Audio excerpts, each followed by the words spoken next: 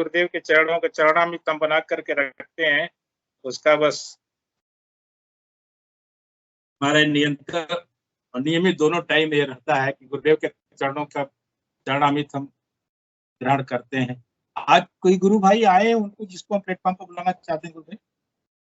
उसको देखिए पूजा मीणा आई हो तो पूजा मीणा की बहन, नहीं तो फिर हम लोग सेशन को ओपन करेंगे, ओपन सेशन करेंगे। जी जी। मेरा गुरु बहन जी का परिवार जुड़ा है, प्लीज आप सामने अगर जुड़ी है तो आपका कोई छोटू गुरु भाई का छूट गया था उस दिन, 2 दिन पहले हमने किया था। एक सेशन उनका रह गया था शायद, आज वो नहीं जुड़े हैं गुरु भाई। ओपन कर दीजिए, जिसको भी बोलना है सब जी सब बोल सकते हैं, सबको अलाउ कर दीजिए। कोई भी गुरु भाई अगर सामने आना चाहते, मेरा रिक्वेस्ट होगा कि कृपया इस मंच पे अपनी अनुभूतियां शेयर करें, बताएं। कोई भी गुरु भाई सामने आना चाहते? देखिए, एक मैं इस मंच के माध्यम से एक निवेदन करना चाह रहा था पीके सिंह गुरु भाई जी।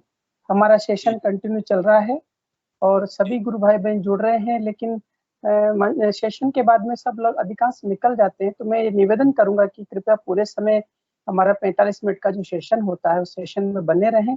साथ में अपने जो साथी गुरु भाई बहन है उनको बताएं कि इसमें सेशन में आने का उद्देश्य केवल कि हम लोग ई सत्संग करते हैं। कई प्लेटफॉर्म पर ऐसा कहा जाता है कि नहीं नहीं ये गलत हो रहा है, ऐसा कुछ भी गलत नहीं है। गुरुदेव ने कहा कि अपने अनुभव को सब जगह शेयर करो ताकि सबको लाभ मिल पाए। और एक अनुभव मैं आज साझा करूंगा कि कल ट्विटर अभियान था अपना और मैं कल ज्यादा ट्वीट नहीं कर पाया और मैं गुरुदेव से प्रार्थना कर रहा था, गुरुदेव मुझे टाइम ही नहीं मिला तो मैं ट्वीट कैसे करता। तो आज मैं दिन में 12 बजे देखा तो मेरा एक ट्वीट, अपना जो ट्वीट किया था वो ट्वीट, गुरुदेव का ट्वीट बहुत तेज गति से बढ़ रहा था। इतना तेज गति से बढ़ रहा था कि मैं सोच नहीं पा रहा था। और अभी शाम को मैं जब अपना सेशन शुरू तब देख रहा था तो 45,000 तक वो पहुंच गया है, उसकी रीच 45,000 तक पहुंच चुकी है। तो ये गुरुदेव की कृपा है कि गुरुदेव अपने ट्वीट को करवाते हैं, अपने ट्वीट को पहुंचाते हैं, करने वाले वही हैं, तो हम सब निमित्त मात्र हैं। तो इसलिए हम सब ये कहें कि हम एक ट्वीट भी करेंगे ना तो एक ट्वीट भी पता नहीं लाखों लोगों तक पहुंच सकता है, और कितने लोग उससे जुड़ पाएंगे हम नहीं जानते। मैं आज इसको अनुभव किया कि है गुरुदेव ये क्या मतलब करिश्मा कर रहे हैं आप। और एक अद्भुत आनंद का विषय है कि इस प्रकार से गुरुदेव करवाते हैं। दूसरा, कल कोटा में एक सेंट्रल जेल के अंदर आज मैं दिन में अनुमति लेने गया था गुरु महाराज का नाम लेकर के, तो अपने को सेंट्रल जेल में गुरुदेव का मिशन का जो है कार्यक्रम करने की अनुमति मिली है। वहां पर 1640 कैदी है और कल एक गुरुदेव का सुंदर कार्यक्रम गुरुदेव से प्रार्थना करके हम लोग करेंगे। और आप सब भी अपने अपने स्तर पर एक एक दो गुरु भाइयों को जहाँ जितना हो सके छोटे छोटे कार्यक्रम करवाएं। साथ में सेशन में जुड़े हम लोग किस प्रकार से गुरुदेव के प्रचार को, इस मिशन को आगे बढ़ा पाए। बड़े कृपा होगी गुरुदेव की हमारे ऊपर कि हम लोग कुछ कार्य गुरुदेव के लिए कर पाए। गुरुदेव ने कहा कि आप नहीं करोगे तो मैं पत्थरों से भी करवा लूंगा। वो तो करवाएगा अपना काम, जैसे एक ट्वीट से भी करवा रहा वो। हमने तो एक ट्वीट ही किया लेकिन वो लाखों लोग तक ले जा रहा है उसको। तो इसी प्रकार से हम सबका अपना कर्तव्य है, दायित्व है, अपने गुरु के प्रति सद्भाव, ये समर्पण है कि हम गुरु के प्रति निष्ठा भाव से, श्रद्धा भाव से जो गुरु का कार्य हमको मिला है, एक व्यक्ति को भी रोज बताएंगे, 2 व्यक्तियों को भी रोज बताएंगे, जितना हमसे बन पड़े उतना प्रचार करें, अपनी आराधनाओं का आगे बढ़ाएं। जय गुरुदेव गुरु भाई, ऑल टू यू। धन्यवाद गुरु भाई। ये जब से मैंने ये प्रोग्राम अटेंड करना शुरू किया गुरु भाई, अब मैं अपना बताना चाहूंगा।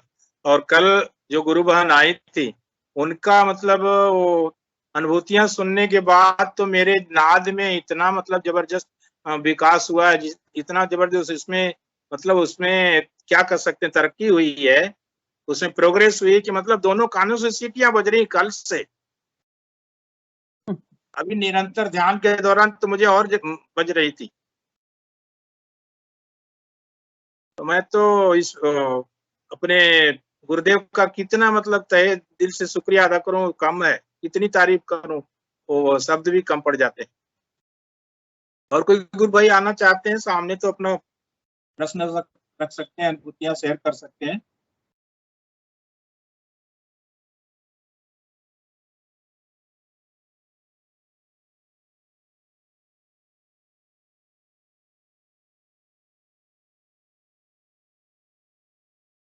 कोई भी गुरु भाई कोई भी गुरु भाई बहन अपना म्यूट करके अपने सेशन की शुरुआत कर सकते हैं। अपनी ई सत्संग के माध्यम से हम लोग अनुभव सुना सकते हैं ताकि सेशन शुरू हो। किसी के विषय में कोई भी विषय आ रहा हो तो मैं स्वागत करूंगा। गुरु भाई सब बुलाए।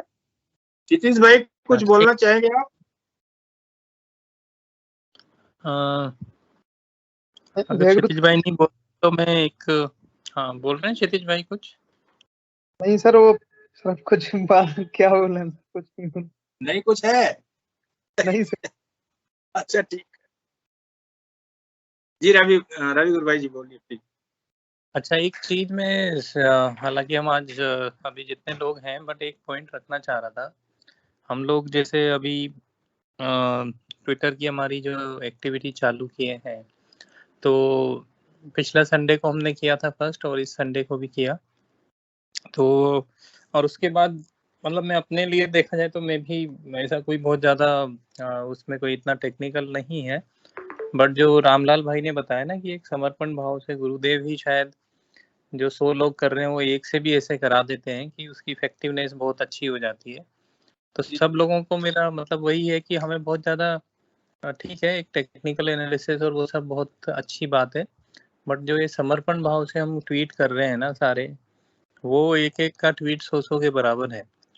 तो हम सबको जितना आता है ना, बिल्कुल एक सहज भाव से हमें इस तरह के प्रचार में अपना लगना है और कोशिश यही करना है कि हम अपनी तरफ से एफर्ट इतने ही डालें कि अपने अपने सब मिलने जुलने वालों को और इसके बारे में बताएं, उनको भी जोड़ें, उनसे भी कहें आप भी करो। और जो ये सब ट्विटर की एक्टिविटी होने के बाद जो मैं डेटा शेयर कर रहा हूँ कि हम इतने लोग थे अब इतने हो गए हैं और इतने, तो वो मुझे जो समझ पड़ रही है, मतलब जो मुझे दिख रहा है किसी टूल में, जो भी मैंने गुरुदेव की प्रेरणा से मिला है उसके बेसिस पे भेज रहा हूँ। तो कोई भी ये ना समझे, मतलब जो वो दिखा रहा है वो मैं शेयर कर रहा हूँ। कुछ और भी टूल होते हैं जिनमें थोड़े डिफरेंट डेटा आते होंगे, और तो किसी किसी से बात होती है तो कहते हैं कि भाई आपके डेटा मतलब सही नहीं है या ऐसे हैं। तो सबको ये बोल रहा हूँ कि बहुत ज़्यादा हम इन सब में नहीं पढ़ते हैं। हमारे हिसाब से जो ट्वीट, एक ट्वीट जितनों तक जाना होता होगा उतना उसको इम्पैक्ट या प्रभाव डालना होता होगा वो डाल रहा होगा। बस ये है कि हम सबको एक पता रहे कि हमारे कितने लोग जुड़े, कितने लोगों ने क्या किया। तो वो मैं डेटा शेयर कर रहा हूँ। वो कितना जैसे होता है ना पोटेंशियल रीच हम कहते हैं भाई हमारा 70 लाख लोगों तक गया है। तो ये पोटेंशियल है, उसका पोटेंशियल मतलब कि जो हमने ट्वीट किया है और हमारे जितने फॉलोअर्स के थ्रू वो इतने लोगों तक पहुंच सकता है, तो वो उस रीच को बताता है। और कुछ और टूल हैं वो कुछ उसको इम्पैक्ट बोलते हैं, कुछ कोई क्या बोलता है। तो मैं बस इतना ही कहना चाह रहा हूँ कि ये सब टूल्स अपने अपने डेटा बताते हैं। तो जो हम फॉलो कर रहे हैं हम उसके बता रहे हैं, कल को थोड़े और अच्छे बेटर टूल या एनालिसिस हमें मिलेगा तो वो भी शेयर करेंगे। तो बस यही ऐड करना चाह रहा था मैं कि आप सब लोग अपने सहज भाव से पूरा अच्छे से पार्टिसिपेट करें इसमें, और बाकी तो गुरुदेव संभाल लेंगे और वही संभाल रहे हैं आगे भी। जय गुरुदेव। गुरु भाई एक रिक्वेस्ट है मेरी आपसे, जैसे आप हैशटैग देते हैं करीब 4:30 के लगभग, इससे पहले नहीं दे सकते क्या? जैसे 4 बजे, 3:45 बजे, 3:30 बजे, तो ड्राफ्ट सेव करने में बड़ा आसानी रहती है। हाँ सही बोल रहे हैं आप। इसके अराउंड भी हम लोग सोच रहे थे कि क्या किया जाए। जैसे इस बार हमने देखा था, जैसे हमने इवन 4:30 पे दिया ना टैग, एक्चुअली ये ट्रेंडिंग में लाने की कुछ और भी गतिविधियां होती है जो हम भी सीख रहे हैं कैसे लाना होता है।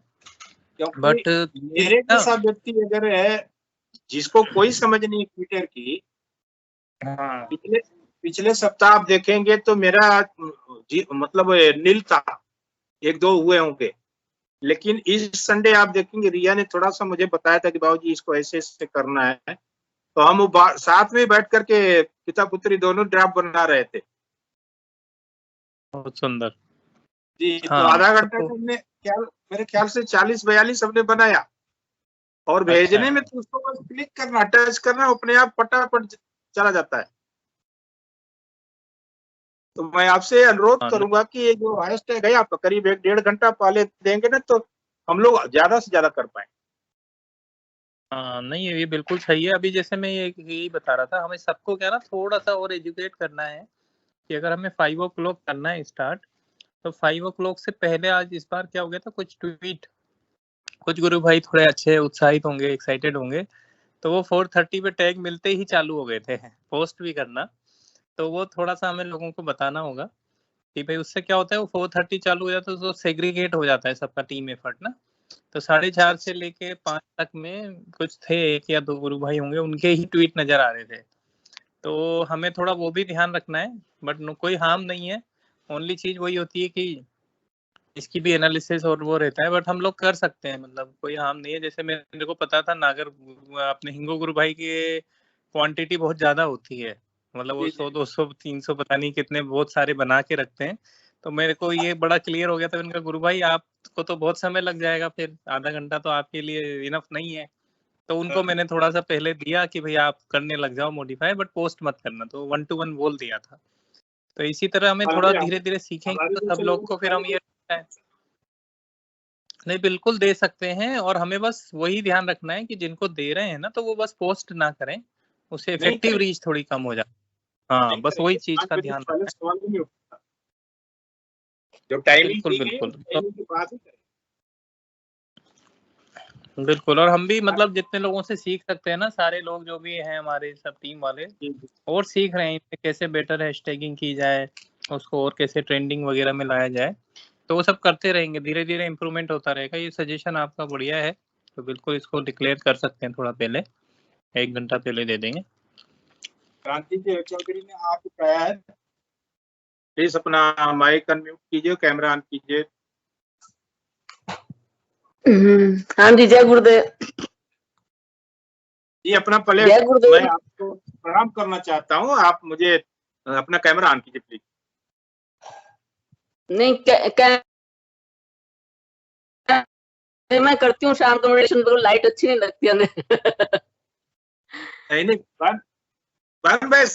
बस एक हमारे सारे गुरु भाई लोग कैसे हैं, कैसे दिखते हैं, तो मैं ये कह रही थी है जी, हमारे गुरु भाई बहन कैसे हैं, कैसे दिखते हैं, आमने सामने फेस टू फेस बात करना चाहते हैं, बस ये प्रयास है मेरा और कुछ नहीं।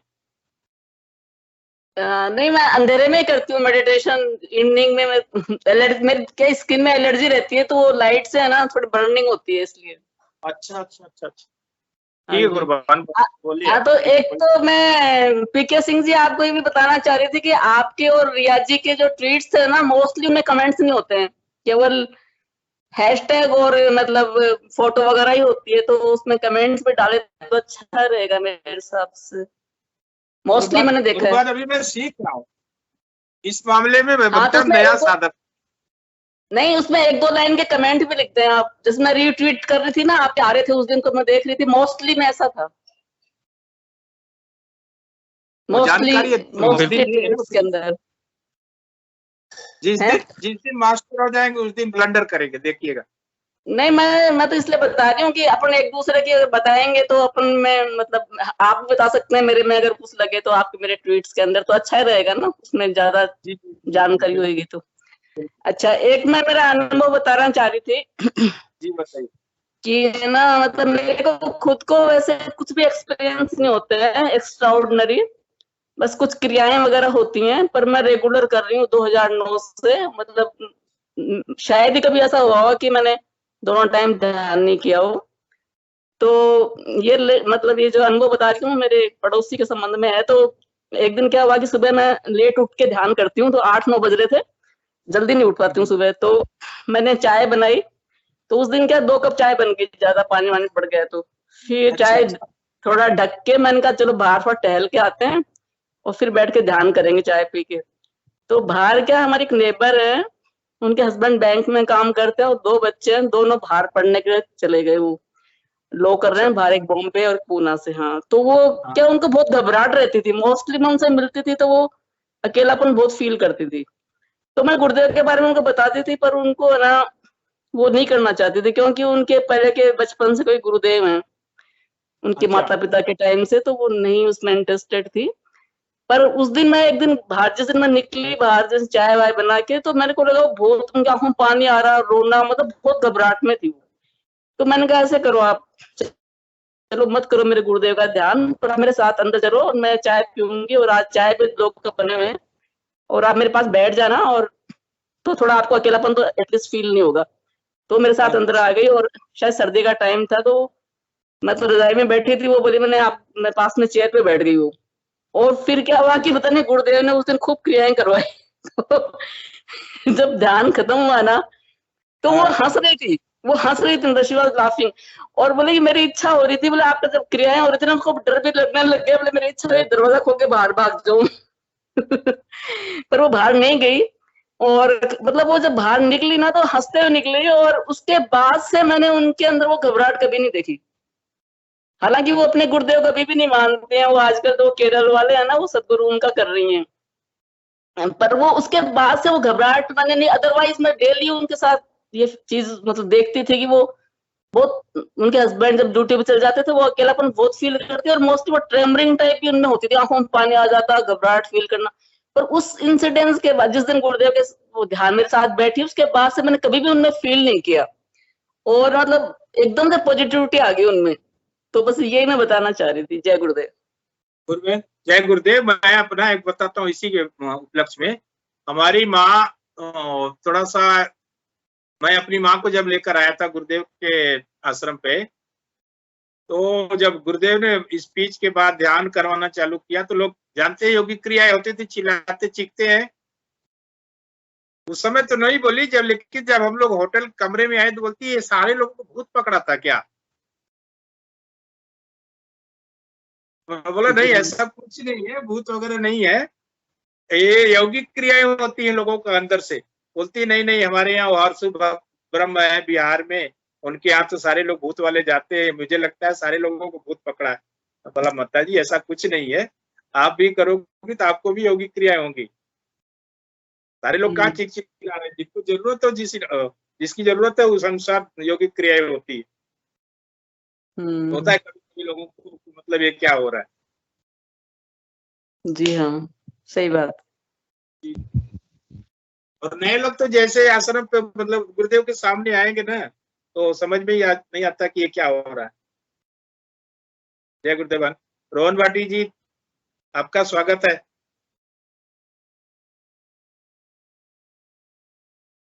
जय गुरुदेव। ये हमारे संजीव भाई हैं, बट इनके शायद दूसरा आईडी रहता है, तो आप म्यूट पे हैं संजीव भाई, अनम्यूट करके बोले। संजीव भाई हैं। समझ रहा हूँ। हाँ, जय गुरुदेव। जय गुरुदेव सर। आवाज आ रही है मेरी सभी?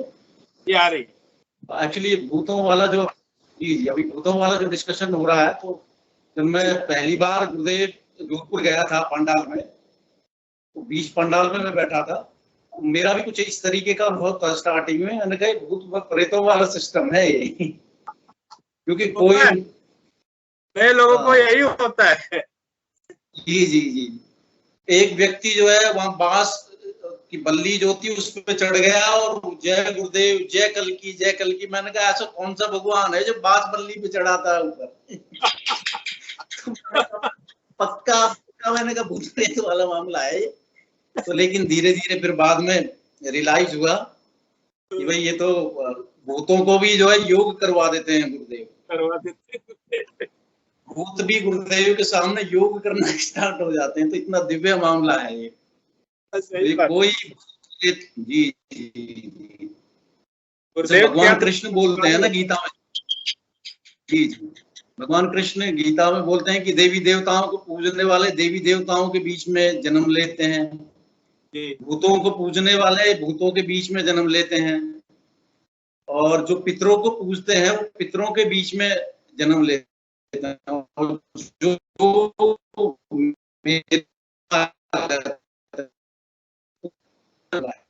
अच्छा चलो, जब बात शुरू हो गई तो मैं एक एक्सपीरियंस और शेयर करता हूँ। आवाज आ रही है सभी को मेरी? आ रही गुरु भाई, आ रही है। क्या है कि मैं वृंदावन जाता रहता हूँ, मेरे एक दो रिश्तेदार हैं, रिलेटिव्स हैं, तो वो ले जाते रहते हैं। मैंने कहा चलो इसी बहाने भगवान कृष्ण की नगरी है तो चले जाते हैं। गुरुदेव ने फिर रोक नहीं लगाई है कि भाई नाम जप और ध्यान मेरा करते रहो, गुरु मैं हूँ, बाकी आपको जहाँ आना जाना जाते रहो। तो एक बड़ा दिव्य एक्सपीरियंस मेरे को हुआ, वो मैं आपको शेयर करना चाहता हूँ। मैं चला गया हमारे साधु भाइयों के साथ में, मैं गया वृंदावन। तो सैटरडे संडे को, अभी लगभग 1-1.5 महीने पहले की बात है, सैटरडे संडे को मंदिर जो है वहां पर नहीं खुले हुए होते हैं। तो हम गए वहां पे, रात में वृंदावन की परिक्रमा लगाई। रात में बहुत तेज बारिश आई और सारे हमने भीगते हुए बड़ा आनंद लिया, गुरुदेव का नाम जपते परिक्रमा पूर्ण की। तो सुबह के वक्त जब रविवार था, नेक्स्ट डे, तो रविवार के दिन हमें मालूम चला कि रविवार को सारे मंदिर बंद हैं। तो गुरुदेव से प्रार्थना की मैंने कहा गुरुदेव, अब आप अगर घर जाने का विचार बन रहा है, अगर आपको कहीं ले चलना है तो आप लेके चलो। तो सहसा ही जो है मन में विचार आया, और गाड़ी जो है एक बहुत प्राचीन स्थल है वहां वृंदावन के अंदर, तटिया स्थान उसको बोलते हैं।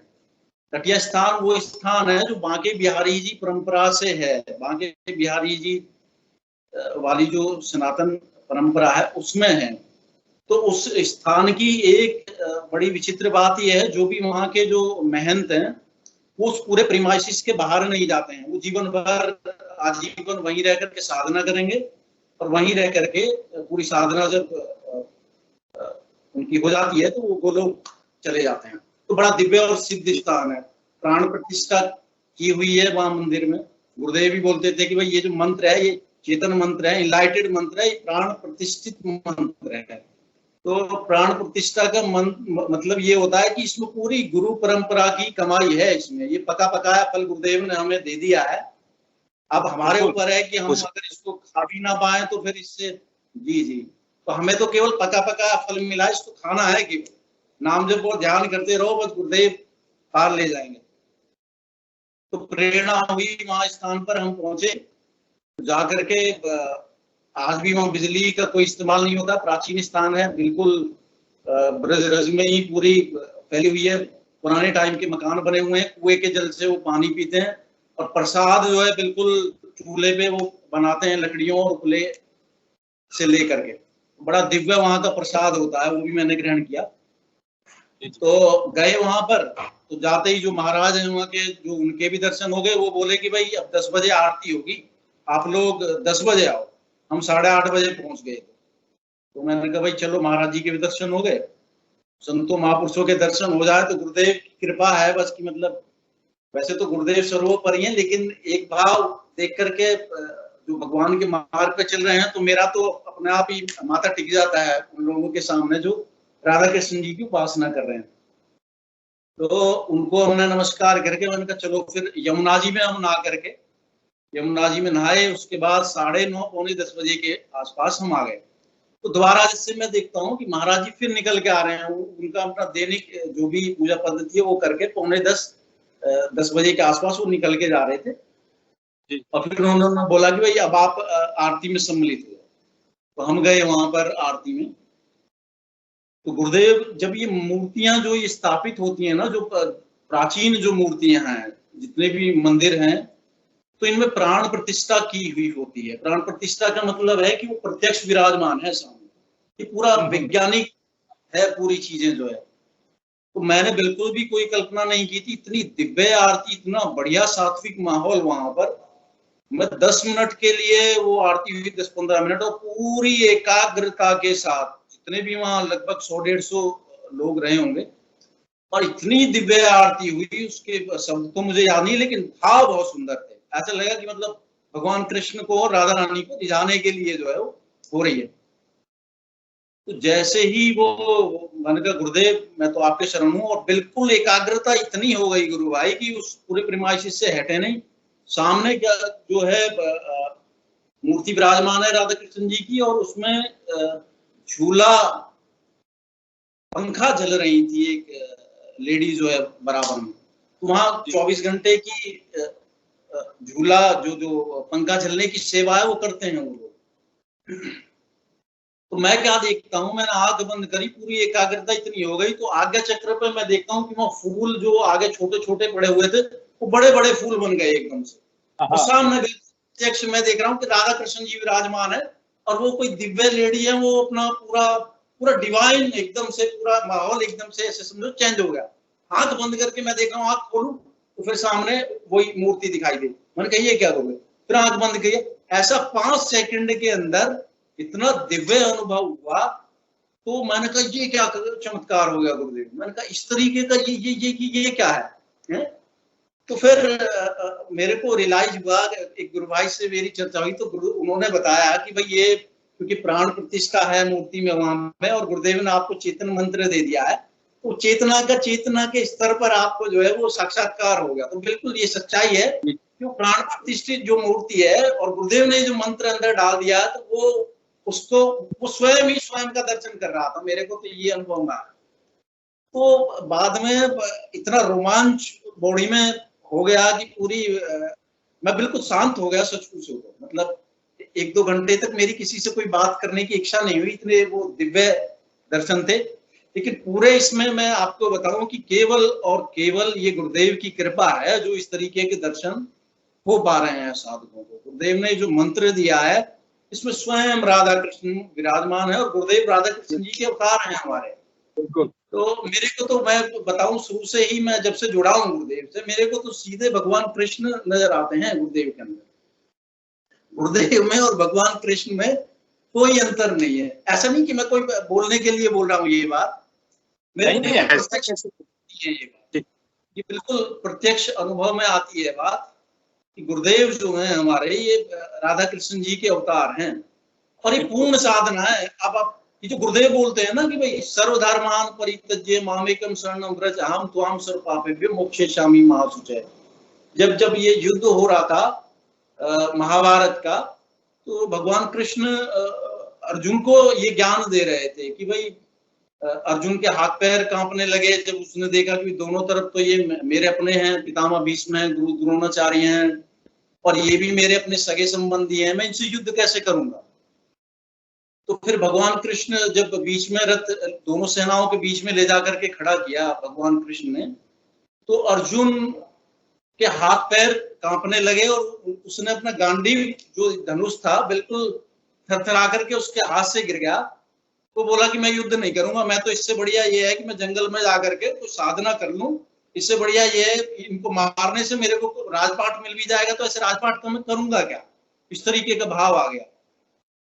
तो 10वें 11वें अध्याय तक वो प्रश्न करता रहता है भगवान कृष्ण से। फिर वो मेरे ख्याल से 11वां या 12वां अध्याय जहां पर भगवान कृष्ण जो है विराट रूप का दर्शन करवाते हैं और कुंडली शक्ति जागृत होकर के सहस्रार में पहुंचती है, और फिर वो भगवान कृष्ण के असली स्वरूप का दर्शन कर पाता है कि भाई मैं तो इनको अपनी बुआ का लड़का मान रहा था। तो तब जाकर के वो जो है दंडवत नमस्कार करता है कि आपको आगे से भी नमस्कार है, पीछे से भी नमस्कार है, आपको जाने अनजाने में उठते बैठते सोते जागते कुछ मैंने अपराध किए हो तो मुझे क्षमा करो, मुझे मालूम नहीं था कि भाई आप कौन है, अब मैं जान गया हूँ। तो फिर विराट रूप का जब दर्शन कराया तो उन्होंने अर्जुन को ये दिखाया कि भाई देखो ये जो पक्ष के जितने भी तुम्हारे पितामह भीष्म हैं, गुरु द्रोणाचार्य हैं, या जितने भी ये कौरव हैं, इवन ये पांडव, सारे के सारे जो काल रूप में भगवान कृष्ण के मुंह में समा रहे हैं, सबके सब। तो अर्जुन देख रहा है कि भाई ये तो पूरी की पूरी जो लीला है ये केवल भगवान कृष्ण के द्वारा रची गई है। तो भगवान कृष्ण बोलते भी हैं अर्जुन को कि भाई देखो तुम तो केवल निमित्त मात्र हो, तुम अगर ये सोच रहे हो कि भाई तुम जाकर के जंगल में भजन कर लोगे और मेरे कार्य को मना करोगे, तो ये तो कार्य जो है होकर के रहेगा, तुम करो या मत करो। क्योंकि मैं भगवान हूं, मैं तुम्हें आदेश दे रहा हूं कि ये कार्य करो, तो तुम वैसे ही मोक्ष को प्राप्त हो जाओगे, भगवत धाम चले जाओगे, गोलोक चले जाओगे, मेरा धाम तुम्हें मिल जाएगा। यही तो सर्वोच्च सिद्धि है मनुष्य जीवन की। तो फिर अर्जुन को बात समझ में आई, उसने बिल्कुल बोल दिया कि अब आप जैसा बोलोगे मैं चलाऊंगा। उसने अपना धनुष उठा करके, और सबको मालूम है कि कितने सारे लोगों को उसने वध कर दिया, केवल और केवल। अब बिल्कुल सेम हमारे ये जो गुरुदेव का जो मामला है, इसमें केवल और केवल हम लोग निमित्त मात्र हैं गुरु भाई।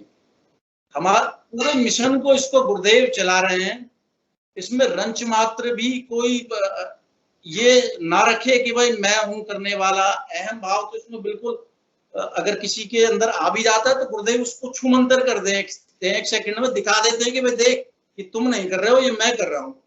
तो गुरुदेव वाला ये जो मामला है ये भगवान कृष्ण ही जहां तक वो विकास करके गए, उसी विकास को आगे बढ़ाने के लिए गुरुदेव के रूप में आकर के विराजमान हो गए हैं। और गुरुदेव ने स्पष्ट बोला है कि वे राम और कृष्ण की तस्वीर से ध्यान नहीं लगता है, मेरी तस्वीर से ध्यान लगता है, मैं कल की अवतार हूँ। और भगवान कृष्ण गुरुदेव बताते हैं कि भाई देखो, उसने मेरे को मुरली हाथ में थमा दी और फिर गायब हो गया। बड़ी प्रसन्नता के साथ गुरुदेव उसको बताते हैं कि आप एक लेक्चर में गुरुदेव बता रहे हैं कि भाई भगवान कृष्ण ध्यान में आए और मुरली मेरे हाथ में थमा दी और बोले कि भाई आप बजाओ। गुरुदेव ने बोला कि भाई मुझे तो बजानी नहीं आती है। तो भगवान कृष्ण कह रहे हैं कि भाई मैं बजानी सिखा दूंगा आपको। तो गुरुदेव बोलते हैं कि वो गायब हो गया और मेरे को फंसा गया। और मैं में एक जो बुक है इसमें सब कुछ लिखा है, इसको मैं पढ़ रहा हूँ। जी जी जी, इसमें बिल्कुल बिल्कुल भगवान कृष्ण की सिद्धि हुई है गुरुदेव को, तो उसके बारे में भी सारा कुछ बताए गुरुदेव, सारा कुछ बताए।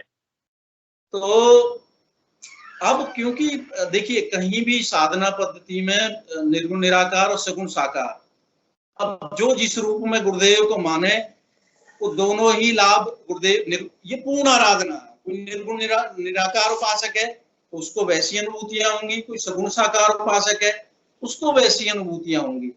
अल्टीमेट गोल ये है कि गुरुदेव को आपको इस जीवन में मुक्त करके जीते जी मुक्त कर देंगे। गुरुदेव एक वाक्य बोला करते थे कि भाई मुक्ति को मरने के बाद नहीं होती है, आप जीते जी मुक्त हुए तो मुक्ति हुई, वरना मरने के बाद तो जो कुछ खरा खोटा किया उसको भोगने के लिए आपको वापस आना पड़ेगा।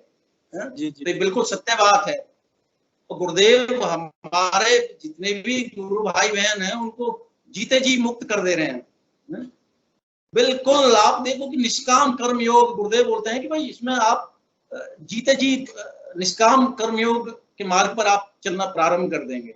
आपको ना लाभ से मतलब है ना हानि से मतलब है, आपको तो केवल, तो गुरुदेव स्पष्ट बोलते हैं, बार बार ये बोलते हैं कि भाई अगर आपके पास बुद्धि है तो आप केवल और बुद्धि के प्रयास से नाम जप करो, सघन नाम जप करो। तो गुरुदेव बोलते हैं कि मुझे वही शिष्य प्रिय है जो नाम जप करता है।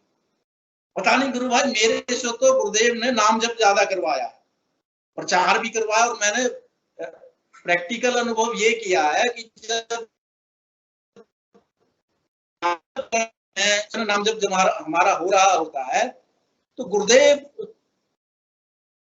की असीम कृपा रहती है। जब आप प्रचार भी अच्छे से कर पाते हैं, जहां आपका नाम जब ढीला पड़ा, जहां आपकी साधना ढीली पड़ी, वहीं आप जो लगेगा कि आप अपनी मन बुद्धि से कुछ कर रहे हैं। लेकिन मैंने ये प्रैक्टिकल महसूस किया है कि जब आप नाम जप और ध्यान आपका अच्छा अगर चल रहा है तो प्रचार भी आप देखिए कितनी एनर्जी के साथ करते हैं आप, उसमें पूरा गुरुदेव आपके अंदर आकर के विराजमान हो जाते हैं। तो गुरुदेव ही बोलते हैं। अभी भी देखो मैं नहीं बोल रहा हूँ ये सारी चीजें, ये गुरुदेव ही बोलने वाले अंदर बैठ करके। गुरुदेव ने ये जो अंदर चीज डाल दी है, गुरुदेव ही बोल रहे हैं हम सबके माध्यम से। तो बड़ा अद्भुत और दिव्य दर्शन है ये। बिल्कुल आप ये जानिए कि भागवत गीता में जो कुछ भी लिखा हुआ है या जितने भी शास्त्र हैं हमारे पास हिंदू धर्म के, उन सबकी प्रत्यक्ष अनुभूति और साक्षात्कार केवल और केवल आज के समय में गुरुदेव के माध्यम से हो सकती है। किसी को राधा कृष्ण जी का साक्षात्कार करना है, आप जपो, एकाग्र होकर के प्रार्थना करो गुरुदेव से, तो गुरुदेव दिखा देंगे कि भैया देखो गुरुदेव के चरणों में विराजमान है। गुरुदेव का एक चरण राधा है और एक चरण कृष्ण है। गुरुदेव के जो दोनों चरण है ये राधा कृष्ण है। इतना आनंद है इनके चरणों में बैठ करके कि बहुत अद्भुत आनंद है। और ये जो दादा गुरुदेव हैं, दादा गुरुदेव की तो इतनी विशेष अनुकंपा है, विशेष अनुकंपा है कि इनकी तस्वीर को देखने मात्र से ध्यान लग जाता है साधक का। थोड़ा सा आप दादा गुरुदेव से अगर मैं कहूँ कि 2-3 सेकंड के लिए अगर नजर मिला लो ना दादा गुरुदेव से, तो अपने आप ऑटोमेटिक आपका ध्यान लग जाएगा। एक चीज और मैं आपको बताऊं, मैं एक ही बार गया हूँ दादा गुरुदेव की समाधि पर, अभी कभी बुलाएंगे तो फिर जाऊंगा, मेरी इच्छा काफी दिनों से जाने की।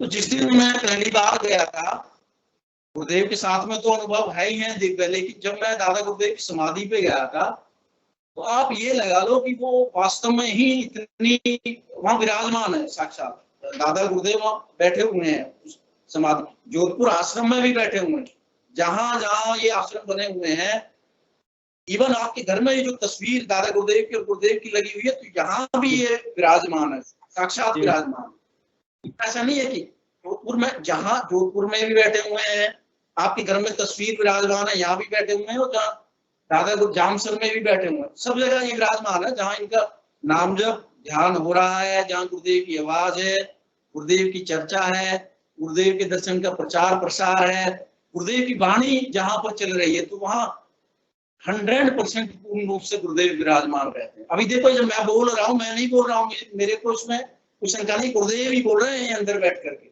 मैं तो इस लाइन का आदमी नहीं।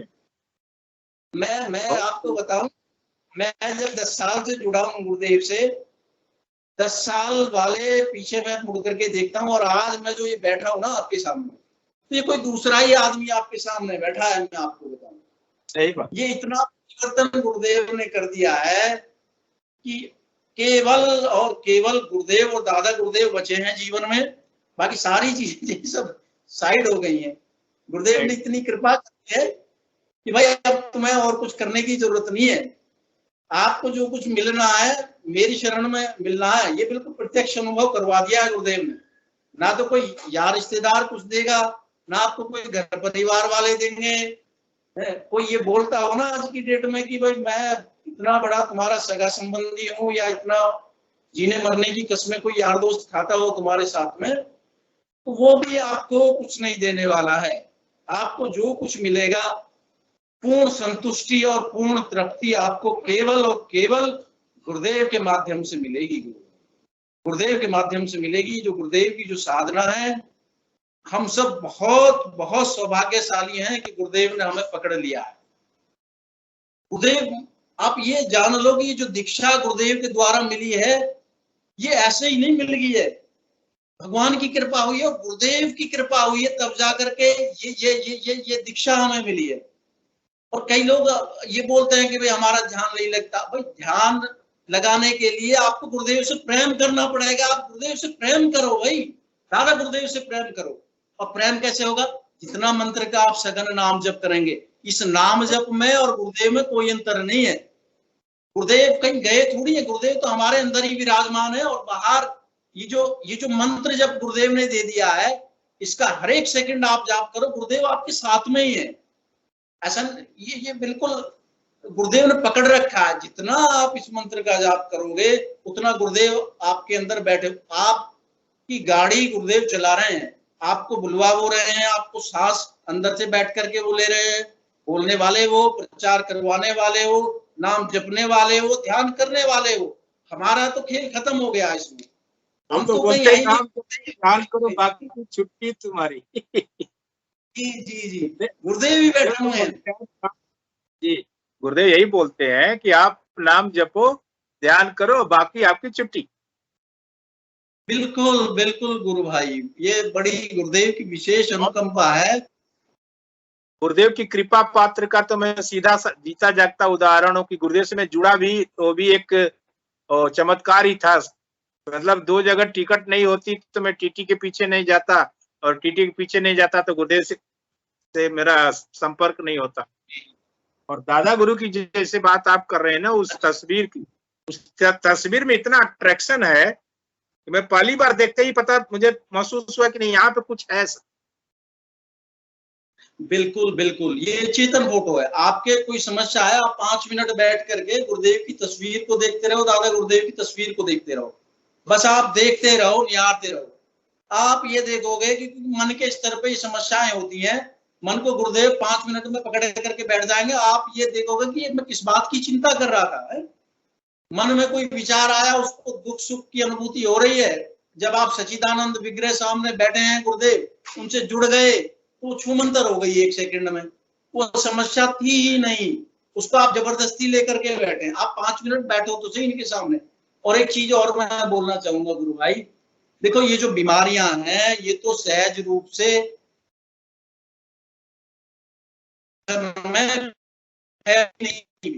तो क्यों ठीक करते हैं। गुरुदेव का उद्देश्य है divine transformation of human being. आप ये जो स्पिरिचुअल आध्यात्मिक बॉडी आप जीते जी, ये जो बॉडी है, ये आध्यात्मिक बॉडी बन जाएगी और बन के आ जाएगी। मैं तो ये कहूँ कि गुरुदेव ने जिस दिन से दीक्षा दी है,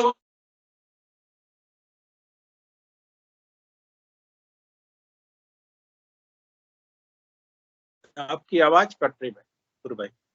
कोई अगर ये, जी जी गुरु भाई, अभी आवाज आ रही है? हाँ अभी आ रही।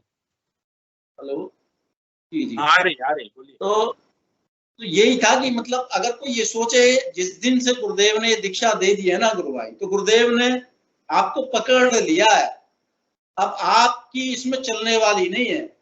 गुरुदेव आपको ये केन प्रकारेण आपको गुरुदेव की शरण में आना पड़ेगा। या तो तुम घूम घाम करके आओ, घूमना है तो घूमते रहो, लेकिन मैं ये कहता हूं कि घूमने की बजाय आप गुरुदेव के चरणों को पकड़ लो। गुरुदेव से बोलो कि अब मेरे को भी भागना नहीं है, मैं भी अब आपके शरणागत हूँ, आप जैसे रखो, अब आपकी मर्जी। आप अभी आज ध्यान की बात मैं अपना बताऊं आपको। जी जी, सुनाई दे रही मेरी आवाज? हाँ हाँ सुन रही। आज मैं ध्यान मतलब रिया के अलाउंस करने से 5 मिनट पहले मुझे ऐसा महसूस हो रहा है कि मेरे घर में चारों तरफ गुरुदेव की तस्वीर लगी हुई, चारों तरफ। जी जी जी, ऐसा महसूस हो रहा है चारों तरफ, मतलब गुरुदेव जिधर देख रहा हूँ उधर तस्वीर ही तस्वीर है गुरुदेव।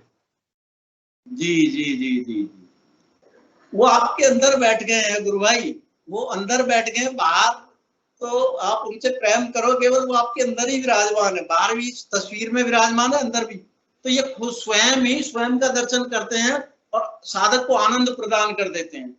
इसमें हम और आप तो कहीं है नहीं, ये गुरुदेव ही है। इस प्लेटफॉर्म से हम लोग जुड़ रहे हैं फिलहाल डेली, इसकी भी एक विशेषता है कि जिस साधक का ध्यान अगर नहीं लग रहा है ना, उसका भी ध्यान लगने लगे।